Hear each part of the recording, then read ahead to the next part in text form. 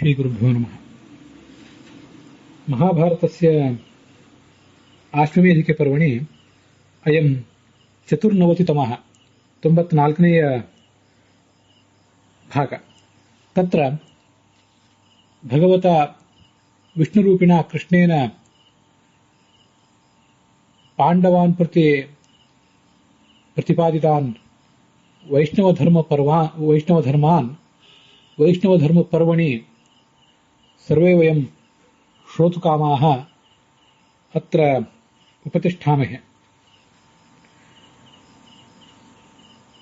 कथं दानं देयं, कथं च न देयं, किं दानं सात्विकं, किं वा दानम् असात्विकम्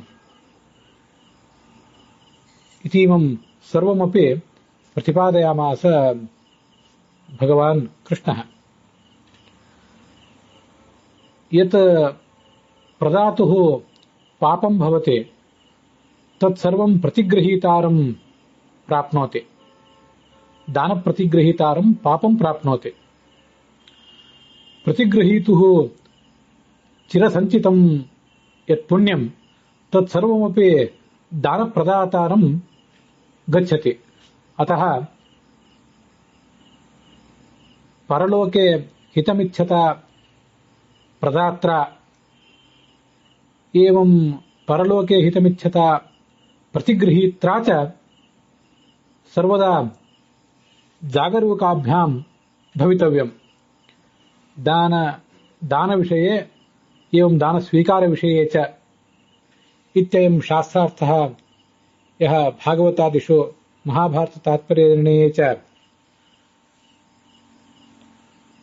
प्रतिपादितः श्रूयते, सोऽपि गते दिवसे ಪ್ರಾಶ್ರಾವಿ। ಇದು ನಾವೀಗ ನೋಡ್ತಾ ಇರುವಂತಹ ವೈಷ್ಣವ ಧರ್ಮ ಪರ್ವದಲ್ಲಿ ಇದು ಅಧ್ಯಾಯ ಯಾವುದು? ವಾವಿಳ್ಯ ರಾಮಸ್ವಾಮಿ ಶಾಸ್ತ್ರಿಗಳ ಪಾಠದಲ್ಲಿ 103ನೇದ್ದು, ವೈಷ್ಣವ ಪಾಠದಲ್ಲಿ 99ನೇದ್ದು, ಮತ್ತು ಟಿ ಆರ್ ಕೃಷ್ಣಾಚಾರ್ಯರ ಪಾಠದಲ್ಲಿ 98. ಅದರಲ್ಲಿ ಸುಮಾರು 65-70 ಶ್ಲೋಕಗಳು ಸಮಾಪ್ತ ಆಗಿವೆ. ಉತ್ತರ ಭಾರತದ ಪಾಠದಲ್ಲಿ ಶ್ಲೋಕ ಕಂಡು ಬರೋದಿಲ್ಲ. ಯಾರಿಗೆ ದಾನ ಮಾಡಬೇಕು ಇದನ್ನು ಮುಂದೆ ಈಗ ಹೇಳ್ತಾರೆ. 72ನೇ ಶ್ಲೋಕ ಕೆಲವು ಕಡೆ, ಒಂದೊಂದು ಕಡೆಯಲ್ಲಿ ಆ ಶ್ಲೋಕ ಸಂಖ್ಯೆ ಸ್ವಲ್ಪ ವ್ಯತ್ಯಾಸ ಆಗಿರ್ತದೆ. 63ನೇ ಶ್ಲೋಕ ಕೆಲವು ಕಡೆ, ವೇದ ವಿದ್ಯಾ ಅವಧಾತೇಶು ಸದಾ ಶೂದ್ರಾನ್ನ ವರ್ಜಿಷು ಪ್ರಯತ್ನೇನ ವಿಧಾತವ್ಯ ಮಹಾದಾನ ಮಯೋ ನಿಧಿ. ವೇದವಿದ್ಯೆಯನ್ನ ಅಧ್ಯಯನ ಮಾಡಿದಂಥವ್ರು, ವೇದವಿದ್ಯಾ ಅಧ್ಯಯನ ಮಾಡಿ ಸ್ವಚ್ಛವಾದಂತಹ ಜೀವನವನ್ನು ನಡೆಸುವಂಥವ್ರು, ಅವಧಾತ ಅಂದ್ರೆ ಶುಕ್ಲ, ಸ್ವಚ್ಛವಾದ ಜೀವನ ನಡೆಸುವಂಥವ್ರು, ಅಸಂಸ್ಕೃತರ ಶುದ್ಧಿ ಇಲ್ಲದವರ ಅನ್ನವನ್ನ ಪರಿತ್ಯಾಗ ಮಾಡಿದವರು, ಮತ್ತೆ ಜ್ಞಾನಿಗಳಾದವರು ಯಾರಿದ್ದಾರೆ ಅವರಿಗೆ ಈ ದಾನ ಅನ್ನುವ ನಿಧಿಯನ್ನು ಕೊಡಬೇಕು. ದಾನ ಅನ್ನುವ ನಿಧಿಯನ್ನು ಕೊಟ್ಟರೆ ಅದು ದಾನ ಕೊಟ್ಟವನಿಗೆ ಲಾಭದಾಯಕ ಆಗ್ತದೆ ಅಂತ ಅದರ ತಾತ್ಪರ್ಯ. ಮುಂದೆ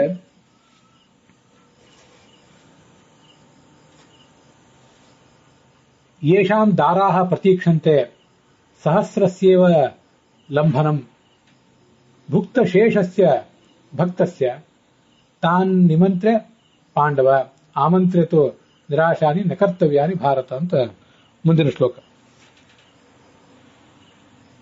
ಇಲ್ಲೊಂದು ಮನೆಯ ವಾತಾವರಣವನ್ನ ವರ್ಣನೆ ಮಾಡ್ತಾರೆ. ಯಾವ ಬ್ರಾಹ್ಮಣನ ಮನೆಯಲ್ಲಿ ತಮ್ಮ ಗಂಡನ ಊಟ ಆದ ಬಳಿಕ ಅವನ ಪತ್ನಿಯರು ಆ ಭುಕ್ತ ಶೇಷವನ್ನ ಊಟ ಮಾಡುವುದು, ಗಂಡ ಊಟ ಮಾಡಿ ಉಳಿದ ಬಳಿಕ ಊಟ ಮಾಡುವುದನ್ನ ಅತ್ಯಂತ ಶ್ರೇಷ್ಠ ಅಂತ ಪರಿಗಣಿಸ್ತಾರೋ ಅಂಥ ಕುಟುಂಬ, ಆ ಬ್ರಾಹ್ಮಣ ಕುಟುಂಬ ಬಹಳ ಶ್ರೇಷ್ಠವಾದದ್ದು. ಅವರನ್ನ ಭೋಜನಕ್ಕೆ ಆಹ್ವಾನಿಸು, ಮತ್ತೆ ಅಂಥ ದರಿದ್ರರನ್ನ ಆಮಂತ್ರಿಸಿ ಅವರಿಗೆ ಯಾವ ಕಾರಣಕ್ಕೂ ಕೂಡ ನಿರಾಶೆಯನ್ನು ಮಾಡಬಾರದು ಅಂತ ಅದರ ತಾತ್ಪರ್ಯ. ಅಲ್ಲಿ ಆ ಬ್ರಾಹ್ಮಣರ ಭೋಜನ ಆದ ಬಳಿಕ ಉಳಿಯುವ ಅನ್ನಶೇಷ ಅಂದ್ರೆ ಅದ್ರ ಬಗ್ಗೆ ನಾನು ಈ ಹಿಂದೆ ರಾಮಾಯಣ ಪ್ರವಚನದಲ್ಲೇ ಹೇಳಿದ್ದೆ. ಈ ಅನ್ನಶೇಷ ಅಂದ್ರೆ ಇದು ಆ ಪತಿಯ ಎಲೆಯಲ್ಲಿ ಉಳಿಯುವಂತಹ ಉಚ್ಚಿಷ್ಟ ಅಂತಾನೆ ಏನರ್ಥ ಅಲ್ಲ. ಇದು ಅನ್ನಶೇಷ ಅಂದ್ರೆ ಆತನಿಗೆ ಬಡಿಸಿ ಆದ್ಮೇಲೆ ಪಾತ್ರೆಯಲ್ಲಿ ಉಳಿದಿರುವಂತಹ ಅನ್ನಶೇಷವೂ ಆಗಬಹುದು. ಅವರವರ ಸಂಪ್ರದಾಯಕ್ಕೆ ತಕ್ಕಂತೆ ಅನೇಕ ಜನ ಗಂಡನ ಎಲೆಯಲ್ಲಿ ಉಳಿದಿದ್ದನ್ನೇ ಉಣ್ಣುವವರು ಕೂಡ ಇದ್ದಾರೆ. ಆದರೆ ಆ ಗಂಡನ ಎಲೆಯಲ್ಲಿ ಉಳಿದಿದ್ದೇ ಅತ್ಯಂತ ಶ್ರೇಷ್ಠವಾದದ್ದು, 1000 ಪಾಲು ಫಲದಾಯಕವಾದದ್ದು ಅಂತೇನೂ ಅರ್ಥ ಅಲ್ಲ. ಗಂಡನಿಗೆ ಬಡಿಸಿದ್ದಾದ್ಮೇಲೆ ಉಳಿದಿರುವಂತಹ ಆಹಾರ ಏನಿದೆ ಅದು ಕೂಡ 1000 ಪಾಲು ಶ್ರೇಷ್ಠವಾದದ್ದೇ. ಅದಕ್ಕೆ ಅದನ್ನ ಶ್ಲೋಕದಲ್ಲಿ ಸಹಸ್ರ ಸೇವ ಲಂಭನಂ ಅಂತ ವರ್ಣನೆ ಮಾಡಿದ್ದಾರೆ. ಅದನ್ನು ಅವರು ಸ್ವೀಕಾರ ಮಾಡಬಹುದು. ಅದಕ್ಕೆ ಹಿಂದೆ ಅನೇಕ ಥರದ ಪ್ರಮಾಣಗಳನ್ನ ಮತ್ತೆ ಸಂಪ್ರದಾಯಗಳನ್ನು ಕೂಡ ಈ ಹಿಂದೆ ಕೊಟ್ಟಿದ್ದೆ. ಇಷ್ಟು ಮುಖ್ಯ ಅಷ್ಟೇ. ಅವನಾದ್ಮೇಲೆ ಇವರು ಭೋಜನ ಮಾಡುವುದು ಮುಖ್ಯ ಅಷ್ಟೇ. ಇಲ್ಲಿ ಲಕ್ಷಾಲಂಕಾರ ಒಂದು ಅರ್ಥವನ್ನು ವರ್ಣನೆ ಮಾಡಿದೆ. ಯೇಷಾಂ ದಾತಾ ಪ್ರತೀಕ್ಷೇತ ಅಂತ. ಯೇಷಾಂ ದಾರಾ ಪ್ರತೀಕ್ಷೇತ ಅಂತ ನಾವೀಗ ನೋಡಿದ್ವಿ. ಯೇಷಾಂ ದಾರಾಹ ಪ್ರತೀಕ್ಷಂತೆ ಸಹಸ್ರ ಸೇವಲಂಬನಂ ಭುಕ್ತಶೇಷಸ್ಯ ಭಕ್ತಸ್ಯ ಅಂತ. ಗಂಡನ ಊಟ ಆದ್ಮೇಲೆ ಅಲ್ಲಿ ಉಳಿದಿರುವಂತಹ ಅನ್ನವನ್ನ ಇವರು ನಿರೀಕ್ಷಿಸ್ತಾ ಇರ್ತಾರೆ. ಅದಾದ್ಮೇಲೆ ಭುಕ್ತವಾದ ಶೇಷವನ್ನು ನಾನು ಭೋಜನ ಮಾಡಬೇಕು ಅಂತ. ವೈಷ್ಣವ ಪಾಠ ಯೇಷಾಂ ದಾತಾ ಪ್ರತೀಕ್ಷೇತ ಅಂತ ಪಾಠ ಇಟ್ಕೊಂಡಿದೆ. ಈ ಅದಕ್ಕೆ ಅರ್ಥ ಏನು ಅಂತ ಅನ್ನೋದನ್ನ ನಾವೀಗ ನೋಡೋಣ. ವೈಷ್ಣವ ಪಾಠದಲ್ಲಿ ಮತ್ತೆ ವಾವಿಳ್ಳಿ ರಾಮಸ್ವಾಮಿ ಶಾಸ್ತ್ರಿಗಳ ಪಾಠದಲ್ಲಿ ಕೂಡ ಯೇಷಾಂ ದಾತಾ ಪ್ರತೀಕ್ಷೇತ ಅಂತಿದೆ. ಸಹಸ್ರ ಸೇವಲಂಬನಂ ಅಂದ್ರೆ ಒಬ್ಬ ಬ್ರಾಹ್ಮಣನಿಗೆ ಭೋಜನ ಮಾಡಿಸಿದ್ರೆ ಅವನು ಎಂಥ ಯೋಗ್ಯತೆ ಉಳ್ಳವನಾಗಿರಬೇಕು. ಯಜಮಾನ ಹೇಗೆ ನಿರೀಕ್ಷೆ ಮಾಡ್ತಾನೆ ಅಂದ್ರೆ 1000 ಜನರಿಗೆ ಭೋಜನ ಹಾಕಿದಂತೆ ಅವನ ಯೋಗ್ಯತೆ ಅಂಥದ್ದಿರಬೇಕು. ಒಬ್ಬನಿಗೆ ಭೋಜನ ಮಾಡಿಸಿದ್ರೆ 1000 ಜನರಿಗೆ ಭೋಜನ ಮಾಡಿಸಿದಂಥ ಫಲ ಬರ್ತಿರ್ಬೇಕು. ಅಂಥ ಯೋಗ್ಯತೆ ಇದ್ದ ಬ್ರಾಹ್ಮಣರು ಇದ್ದಾರೆ. ಒಬ್ಬರಿಗೆ ಭೋಜನ ಮಾಡಿಸಿದ್ರೆ 1,00,000 ಜನರಿಗೆ ಭೋಜನ ಮಾಡಿಸಿದಂತಹ ಫಲವನ್ನು ಕೊಡುವಂತಹ ಬ್ರಾಹ್ಮಣರು ಕೂಡ ಇದ್ರು. ಅಲ್ಲೂ ಎಲ್ಲೆಲ್ಲಾದ್ರೂ ಇದ್ದಿರಬಹುದು, ಅಷ್ಟು ಜ್ಞಾನಿಗಳಾದವರು. ಏಕೈಕಂ ಬ್ರಾಹ್ಮಣಂ ಪ್ರತಿ ಸಹಸ್ರಸ್ಯ ಬ್ರಾಹ್ಮಣಾನಾಂ ಸಹಸ್ರಸ್ಯ ಲಂಭನಂ ಪ್ರಾಪ್ತಿಮಿವ ಈಕ್ಷೇತ. ಏಕಸ್ಮಿನ್ ಯೋಗ್ಯೇ ಬ್ರಾಹ್ಮಣೇ ಆಗತೆ ಸತಿ ಸಹಸ್ರಂ ಬ್ರಾಹ್ಮಣಾಃ ಆಗತಾಃ ಇತಿ ಬುದ್ಧಿ ಕಾರ್ಯ.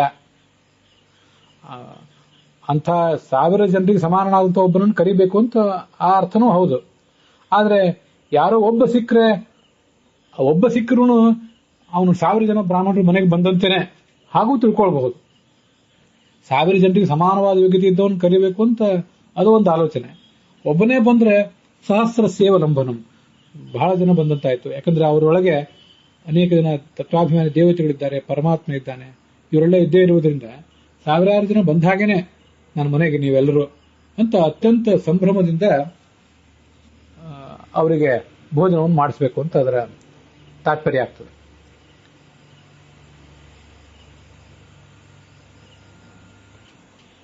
ಪಾಠ ಯಾವುದು ಸರಿ ಯಾವುದು ತಪ್ಪು ಅಂತ ನನಗಿಲ್ಲಿ ತೀರ್ಮಾನಿಸೋದು ಕಷ್ಟ ಆಗ್ತದೆ. ಅಂತೂ ಎರಡೂ ಅರ್ಥಗಳು ಚೆನ್ನಾಗಿದೆ. ಲಕ್ಷಾಲಂಕಾರ ಯೇಷಾಂ ದಾತಾ ಪ್ರತೀಕ್ಷೇತ ಅನ್ನೋದನ್ನೇ ಅರ್ಥ ಇಟ್ಕೊಂಡು ವರ್ಣನೆ ಮಾಡಿದೆ. ಹೀಗೆ ನಾವು ಯಾರಿಗೆ ದಾನ ಕೊಡ್ತೀವೋ, ಯಾರಿಗೆ ಭೋಜನ ಮಾಡಿಸ್ತೀವೋ ಅಂಥವರು ನನ್ನ ಭಕ್ತರಾಗಿರ್ಬೇಕು, ನನ್ನಲ್ಲೇ ಮನಸ್ಸುಳ್ಳವರಾಗಿರ್ಬೇಕು. ಅಂಥವರನ್ನ ನೀನು ವಿಧಿಪೂರ್ವಕವಾಗಿ ಕರೆಸಿ ಸತ್ಕರಿಸಬೇಕು ಅಂತ ಅದರ ತಾತ್ಪರ್ಯ. ಇವರೆಲ್ಲರ ಉದ್ದೇಶದಿಂದಲೇ ನಾನು ಈ ಜಗತ್ತಿನಲ್ಲಿ ಎಲ್ಲ ಕಡೆ ಸನ್ನಿಹಿತನಾಗಿದ್ದೇನೆ. ಉತ್ತಮ ವೈದಿಕೀ ಜ್ಞೇಯ ಮಧ್ಯಮ ಮಾನುಷೀ ಗತಿ ಜಗನ್ಯಾಚೈವ ತಿರ್ಯಕ್ಷು ಗತಿರೇಶ ತ್ರಿಧಾ ಮತ ತೇಷಾಂ ತು ಪಾವನಾಯ ಅಂತ ಈ ಶ್ಲೋಕ ಏನಿದೆಯಲ್ಲ, ಇದು ಭಗವಂತ ನಾನು ಹೇಗೆ ಅಂಥ ಬ್ರಾಹ್ಮಣರನ್ನ ಸದಾ ಪವಿತ್ರರನ್ನಾಗಿ ಇಡಲಿಕ್ಕೆ ಉದ್ಯುಕ್ತನಾಗಿದ್ದೇನೆ ಅಂತ ವರ್ಣನೆ ಮಾಡ್ತದೆ. ಇಲ್ಲಿ ನೋಡಿ, ತೇಷಾಂತು ಪಾವನಾಯ, ಆ ಬ್ರಾಹ್ಮಣರು ಶುದ್ಧರಾಗಬೇಕು. ಯಾವ ಬ್ರಾಹ್ಮಣರು? ಅವರು ಸಜ್ಜನರಾಗಿದ್ದಾರೆ, ಸದಾಚಾರಿಗಳಾಗಿದ್ದಾರೆ ಅಂತ ನೀವೆಲ್ಲರೂ ಕೂಡ ಅವರನ್ನ ಭೋಜನಕ್ಕೆ ಕರಿತೀರಿ, ಅವರಿಗೆ ದಾನಾದಿಗಳನ್ನು ಕೊಡ್ತೀರಿ. ಅವರು ತಮ್ಮ ಪುಣ್ಯವನ್ನು ಬಿಟ್ಟುಕೊಟ್ಟು ನಿಮ್ಮ ಪಾಪವನ್ನ ತಗೊಳ್ಬೇಕಾಗ್ತದೆ. ಮತ್ತು ಅವರು ಶುದ್ಧ ಆಗೋದು ಹೇಗೆ?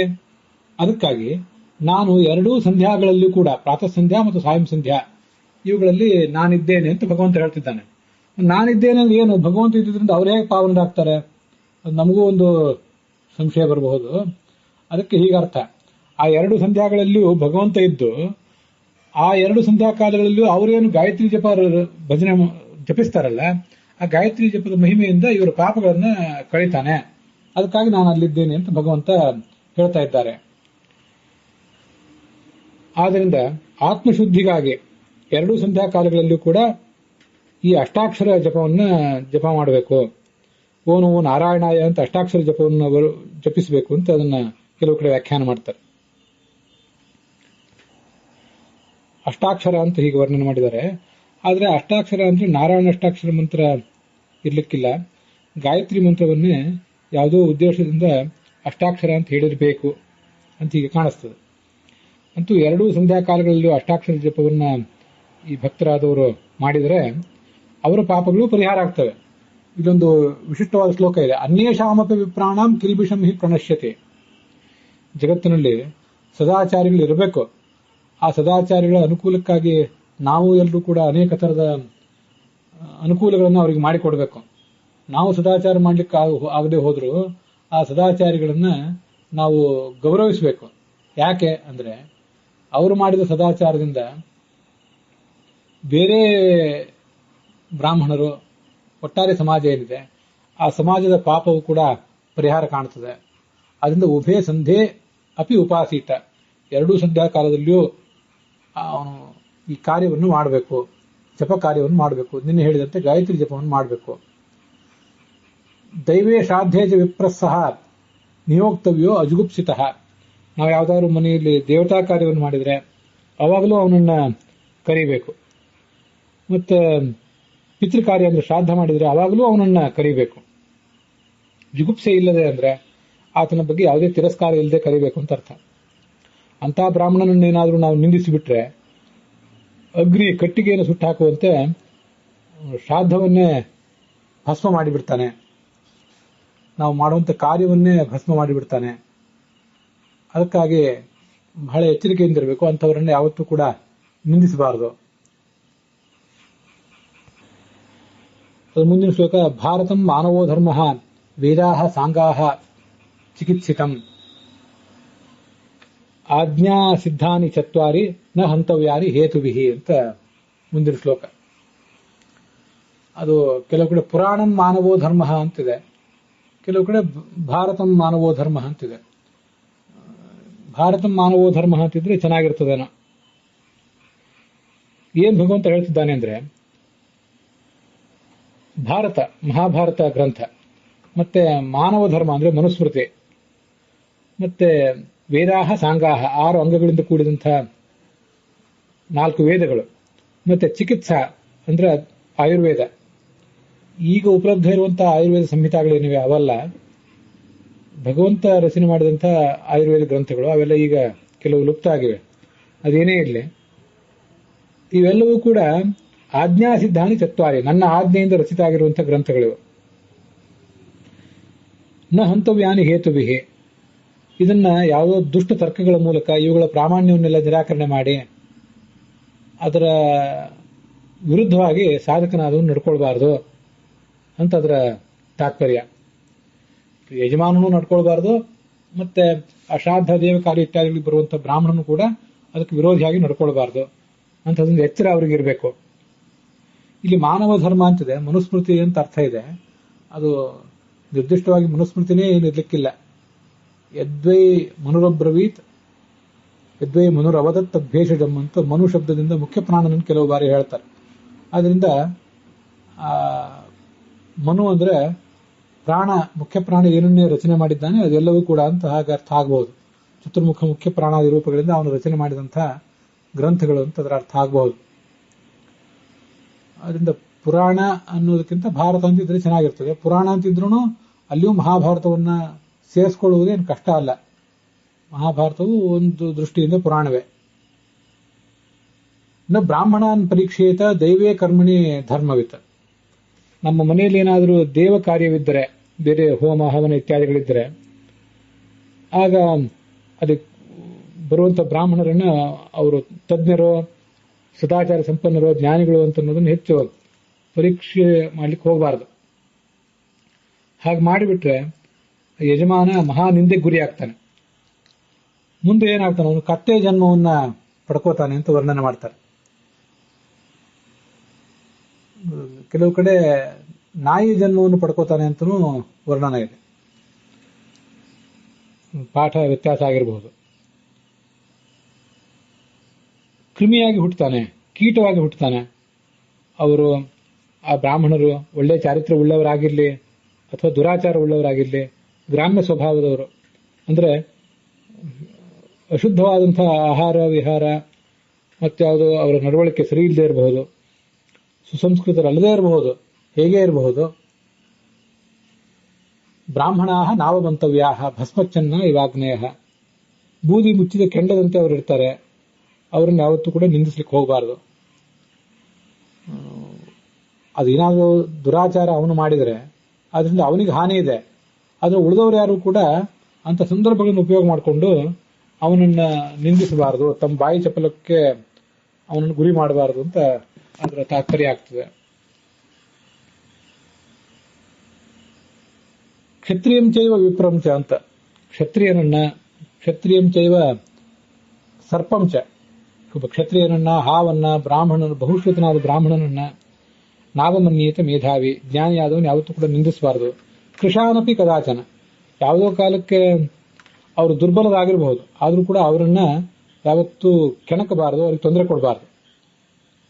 ತಮ್ಮನ್ನು ತಿರಸ್ಕಾರ ಮಾಡಿದಂಥ ಪುರುಷನನ್ನ ಅವರು ಜೀವ ಸಮೇತ ಸುಟ್ಟು ಹಾಕಿಬಿಡ್ತಾರೆ. ಅದರಿಂದ ಅವ್ರ ಬಗ್ಗೆ ಎಚ್ಚರಿಕೆಯಿಂದಿರಬೇಕು.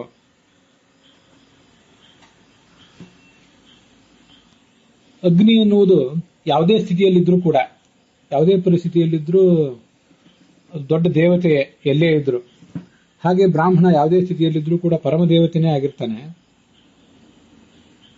ಬ್ರಾಹ್ಮಣಂ ದೈವತಂ ಮಹತ್, ಆದ್ರಿಂದ ಅವನನ್ನ ಯಾವತ್ತೂ ಕೂಡ ನಿಂದಿಸಬಾರದು. ಇಷ್ಟು ಒಂದು ಎಚ್ಚರ ಅವನಿಗೆ ಕೊಟ್ಟಿದ್ದಾರೆ, ಸಾಧಕರಿಗೆ ಕೊಟ್ಟಿದ್ದಾರೆ. ಮತ್ತೆ ಆ ಬ್ರಾಹ್ಮಣನು ಕೂಡ ಇಂಥದಕ್ಕೆಲ್ಲಕ್ಕೂ ಪಾತ್ರನಾಗಿರುವಂತೆ ತನ್ನ ಯೋಗ್ಯತೆಯನ್ನು ತಾನು ರೂಪಿಸ್ಕೋಬೇಕು. ಅದು ಅವನಿಗೆ ಕೊಟ್ಟಿರುವಂತಹ ಒಂದು ಎಚ್ಚರ. ಆ ಬ್ರಾಹ್ಮಣರ ಹತ್ರ ಬೇರೆ ಯಾವುದೇ ಶಸ್ತ್ರ ಇರೋದಿಲ್ಲ, ಆದರೆ ಅವರ ಕೋಪನೇ ಒಂದು ವಜ್ರಾಯುಧ ಇದ್ದಂತೆ. ಆ ವಜ್ರಾಯುಧದಿಂದ ಹಿಂದೆ ಇಂದ್ರ ಹೇಗೆ ಎಲ್ಲ ಅಸುರರನ್ನು ಸದೆ ಬಡಿದ್ನೋ ಹಾಗೆ ಬ್ರಾಹ್ಮಣರು ಕೋಪದಿಂದ ಎಲ್ಲರನ್ನೂ ಸದೆ ಬಡಿದು ಬಿಡ್ತಾರೆ. ಮನ್ಯುಪ್ರಹರಣಾಭಿಪ್ರಾಹ ನ ವಿಪ್ರಾಹ ಶಸ್ತ್ರಪಾಣಯ, ಬ್ರಾಹ್ಮಣೋ ಹಿ ಮಹದ್ದೈವಂ ಜಾತ ಮಾತ್ರೇಣ ಜಾಯತೆ. ಬ್ರಾಹ್ಮಣ ಅನ್ನುವ ವರ್ಣದಲ್ಲಿ ಹುಟ್ಟಿದ ಮಾತ್ರದಿಂದ ಅವನಿಗೆ ಅಂಥದೊಂದು ಸ್ಥಾನ ಬಂದಿರ್ತದೆ. ಅದರಿಂದ ಅವನನ್ನು ಕಡೆಗಣಿಸಬಾರದು. ಮತ್ತೆ ಇಷ್ಟು ಮಹತ್ವ ಕೊಟ್ಟಿದ್ದಾರೆ, ಅದಕ್ಕೆ ತಕ್ಕಂತೆ ನಾವು ಬದುಕಬೇಕು ಅನ್ನೋ ಎಚ್ಚರವನ್ನು ನಾವು ಕೂಡ ಉಳಿಸ್ಕೋಬೇಕು. ಈಶ್ವರ ಸರ್ವಭೂತಾನಾಂ ಧರ್ಮಕೋಶಸ್ಯ ಗುಪ್ತಯೇ. ಧರ್ಮಕೋಶ ಅಂದ್ರೆ ಈ ಧರ್ಮದ ಭಂಡಾರ, ಜ್ಞಾನ ಭಂಡಾರ. ಆ ಜ್ಞಾನದ ಭಂಡಾರವನ್ನು ರಕ್ಷಣೆ ಮಾಡಲಿಕ್ಕೆ ಈ ಬ್ರಾಹ್ಮಣರು ಸಮರ್ಥರು. ಒಬ್ಬ ಸಾಮಾನ್ಯ ಬ್ರಾಹ್ಮಣನಿಗೂ ಆ ಶಕ್ತಿ ಇರ್ತದೆ.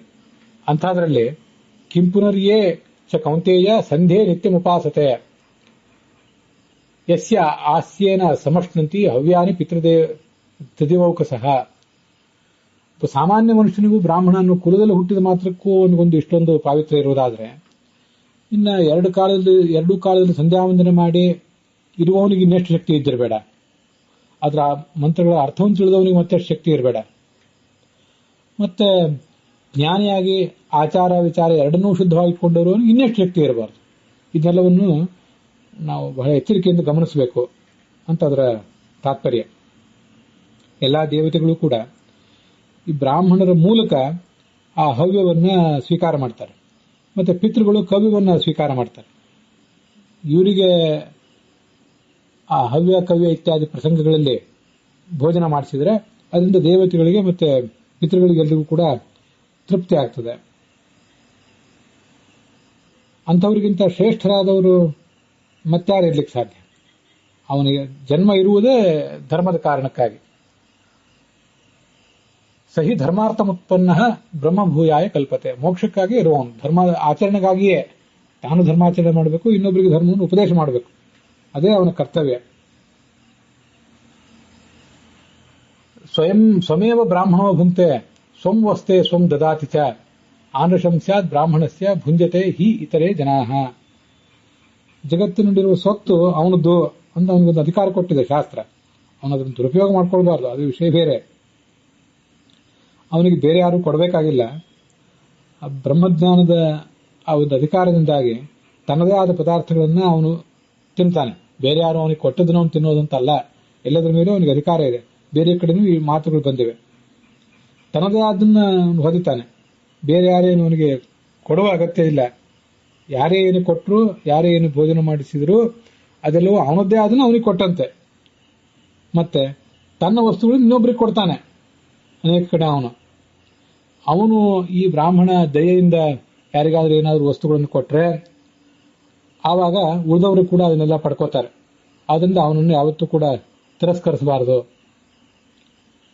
ಯಾವತ್ತೂ ಕೂಡ ನನ್ನ ಭಕ್ತರವರು, ಅದರಲ್ಲೂ ಈ ಜ್ಞಾನಿಗಳಾದವರು, ಆರಣ್ಯಕೋಪನಿಷದಂ ಏತೋ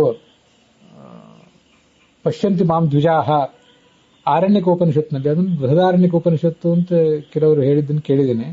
ಹಾಗೆ ಬೃಹದಾರಣ್ಯಕೋಪನಿಷತ್ತು ಅಂತಲೇ ಏನಲ್ಲ, ಮಂತ್ರ, ಬ್ರಾಹ್ಮಣ, ಆರಣ್ಯಕ, ಉಪನಿಷತ್ತು ಅಂತ 4 ಭಾಗಗಳು ವೇದದಲ್ಲಿ. ಋಗ್ವೇದದಲ್ಲೂ, ಯಜುರ್ವೇದದಲ್ಲೂ, ಸಾಮ, ಅಥರ್ವವೇದದಲ್ಲೂ ಈ 4 ವಿಭಾಗಗಳಿವೆ. 4 ವೇದಗಳಲ್ಲಿ 4 ವಿಭಾಗ. ಅದರಲ್ಲಿ ಆರಣ್ಯಕ ಮತ್ತು ಉಪನಿಷತ್ತು ಎರಡನ್ನೂ ಒಂದನ್ನೇ ಮಾಡಿ ಛಾಂದೋಗ್ಯ ಉಪನಿಷತ್ ಭಾಷ್ಯದಲ್ಲಿ ಆಚಾರ್ಯರು ವರ್ಣನೆ ಮಾಡಿದ್ದಾರೆ.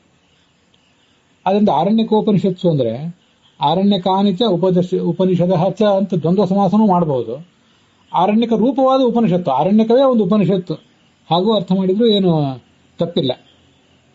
ಆದ್ರಿಂದ ಆರಣ್ಯಕೋಪನಿಷತ್ ಅಂದ್ರೆ ಒಟ್ಟಾರೆ ಪರಮಾತ್ಮನ ತತ್ವವನ್ನು ವರ್ಣನೆ ಮಾಡುವಂಥ ಉಪನಿಷತ್ತುಗಳು ಅಂತ ಅದರ ತಾತ್ಪರ್ಯ.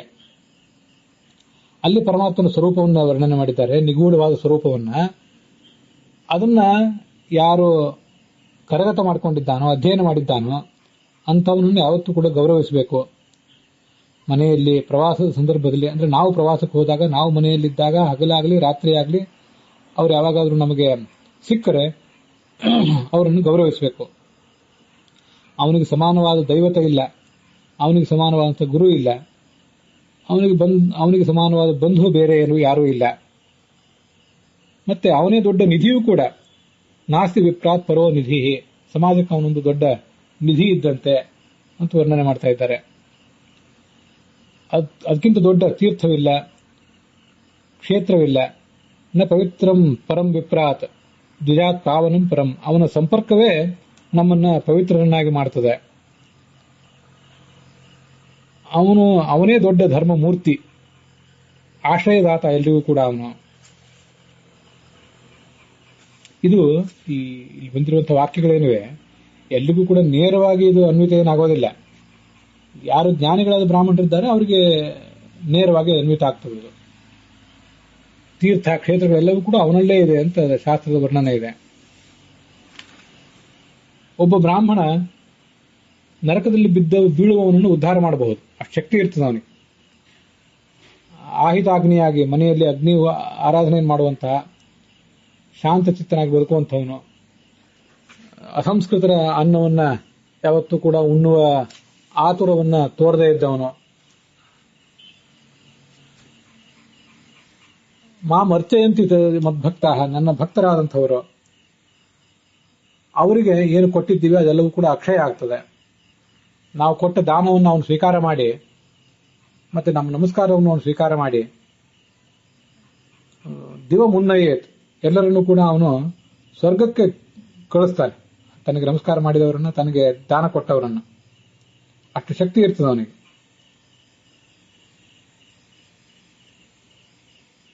ಮಾಮರ್ಚಯಂತಿ ಯೇ ಪಠಂತಿ ನಮಸ್ಯಂತಿ ಧ್ಯಾಯಂತಿ ಪುರುಷಾಸ್ತು ಮಾಂ ತಾಂಶ್ಚ ಸ್ಪೃಷ್ಟ್ವಾ ಅಥವಾ ದೃಷ್ಟ್ವಾ ನರಃ ಪಾಪೈಹಿ ಪ್ರಮುಚ್ಯತೆ. ತುಂಬಾ ಮಹತ್ವದ ಒಂದು ಮಾತಿದು. ಭಗವಂತನ ಕುರಿತಾದಂತಹ ವರ್ಣನೆ ಏನು ಇತಿಹಾಸ ಪುರಾಣಗಳಲ್ಲಿ ಮತ್ತೆ ವೇದಾದಿಗಳಲ್ಲಿ ಬರ್ತದಲ್ಲ, ಅದನ್ನ ಯಾರು ಓದ್ತಾರೋ, ಓದುವುದು ಅಂದ್ರೆ ಕೇವಲ ಉಚ್ಚಕಂಠದಿಂದ ಓದುವುದು ಮಾತ್ರ ಅಲ್ಲ, ಓದಿ ತಾವು ಪಾರಾಯಣ ಮಾಡುವವರು ತಮ್ಮಷ್ಟಕ್ಕೆ ತಾವು, ಅಥವಾ ಇನ್ನೊಬ್ಬರಿಗೆ ಪ್ರವಚನ ಮಾಡುವವರು. ಮತ್ತು ಭಗವಂತನಿಗೆ ನಮಸ್ಕಾರ ಮಾಡ್ತಾರೆ, ಭಗವಂತನನ್ನು ಧ್ಯಾನಿಸ್ತಾರೆ.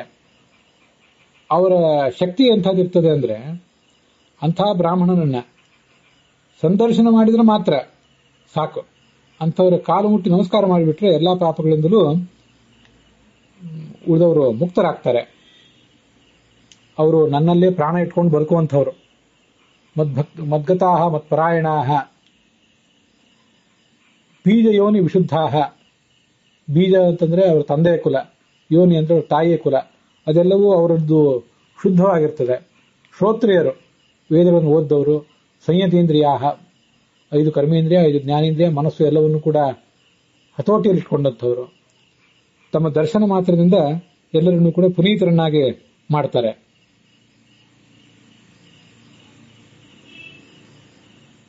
ಪುರಂತಿ ದರ್ಶನ ಅಂತಂತಿದೆ, ಕಣ್ಣೋಟದಿಂದ ಪುನೀತರನ್ನಾಗಿ ಮಾಡ್ತಾರೆ ಅಂತ ಒಂದರ್ಥ. ಇನ್ನೊಂದು, ತಮ್ಮ ದೃಷ್ಟಿಕೋನ, ತಾತ್ವಿಕ ದೃಷ್ಟಿಕೋನವನ್ನ ಬಂದವರಿಗೆ ಅವರು ಕೊಡ್ತಾರಲ್ಲ, ತಮ್ಮ ಬಳಿ ಬಂದವರಿಗೆ, ಅದರಿಂದ ಪುನೀತರಾಗ್ತಾರೆ ಅಂತ. ದರ್ಶನಾದೇವ ಸಾಧವ ಅಂತ ಭಾಗವತವು ಕೂಡ ವರ್ಣನೆ ಮಾಡಿದೆ. ನದಿಯಲ್ಲಿ ಆದ್ರೆ ಸ್ನಾನ ಮಾಡಬೇಕಾಗ್ತದೆ, ಕೆಲವು ಕಡೆ ಬೇರೆ ಬೇರೆ ದೇವಾಲಯಗಳಿಗೆ ಹೋಗಿ ಅಲ್ಲಿ ಪ್ರದಕ್ಷಿಣೆ ನಮಸ್ಕಾರ ಹಾಕಬೇಕು, ನದಿಗೆ ಹೋಗಿ ಸ್ನಾನ ಮಾಡಬೇಕು. ಆದ್ರೆ ದರ್ಶನಾದೇವ ಸಾಧವ, ತಮ್ಮ ಕಣ್ಣೋಟದಿಂದಲೇ ಸಾಧುಗಳು ಎಲ್ಲರನ್ನೂ ಪವಿತ್ರ ಮಾಡ್ತಾರೆ. ಕಣ್ಣೋಟ ಅಂದ್ರೆ ಕಣ್ಣಿಗೆ ಬೀಳುವುದು ಅಂತ ಒಂದು ಅರ್ಥ.